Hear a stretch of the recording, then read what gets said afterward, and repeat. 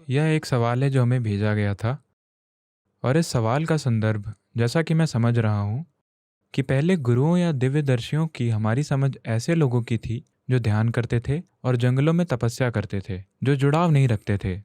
मेरा मतलब जिन्हें कारोबार से जुड़ाव या मतलब नहीं होता था। तो हमें यह सवाल भेजा गया है कि अब हम ढेर सारे योगियों को देखते हैं जिनके पास बड़ी संस्थाएं हैं, कंपनियां हैं। कुछ योगी खाने पीने की चीजें और साबुन के उत्पादन में चले गए हैं। टूथपेस्ट वो सबसे लोकप्रिय है। तो यह सवाल ये है कि क्या ये एक अच्छा चलन है कि वे लोग जिन्हें आप वैसे उस तरह के लोगों के रूप में जानते थे, जो भौतिक सुखों से रहित या भौतिक सुखों से दूर हैं या कारोबार से दूर हैं, अब असल में उनकी तरफ मुड़ रहे हैं?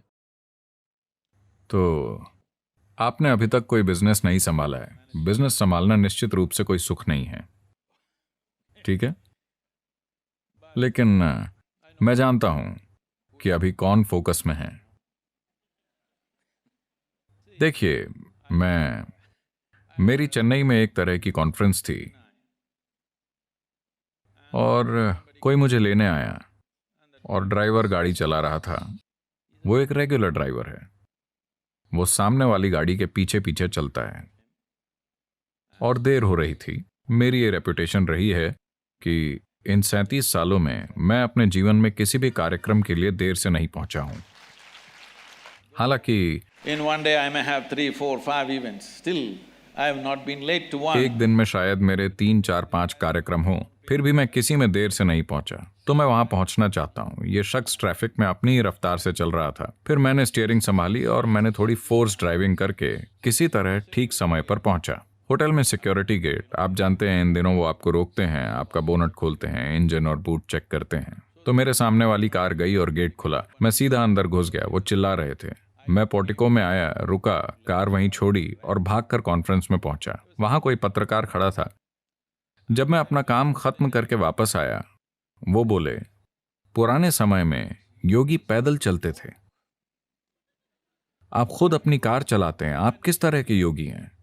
फिर मैंने कहा, मूर्ख, पुराने समय में हर कोई पैदल चलता था, Not सिर्फ just the योगी नहीं। yogis.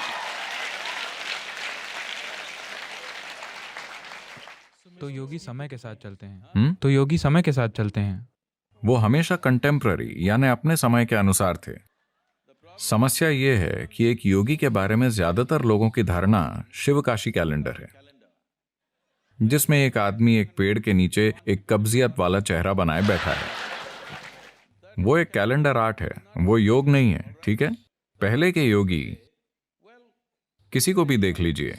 अगर आप कृष्ण को योगी मानते हैं तो वो हर समय राजाओं के साथ काम कर रहे थे, क्योंकि वो राजनीतिक व्यवस्था को रूपांतरित करना चाहते थे। अगर आप गौतम बुद्ध को देखें, वो हमेशा राजाओं के साथ काम कर रहे थे, क्योंकि वो राजनीतिक व्यवस्था को रूपांतरित करना चाहते थे। राजनीतिक व्यवस्था बदले बिना लोगों को कोई लाभ नहीं होगा। इसलिए हमेशा से गुरु हमेशा राजाओं के आसपास रहते थे, उनके महलों के कारण नहीं, अपनी परवाह के कारण कि जब तक शासन करने वाला खुद को रूपांतरित नहीं करता, लोगों को कोई फायदा नहीं होगा, देश नहीं बदलेगा।